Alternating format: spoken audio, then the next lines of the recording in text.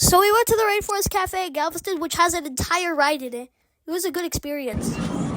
There was a lot of people, and I struggled to breathe. Pretty hard parkour. Then I saw this alligator. He's cool, he moves his tail, and I named him Joey.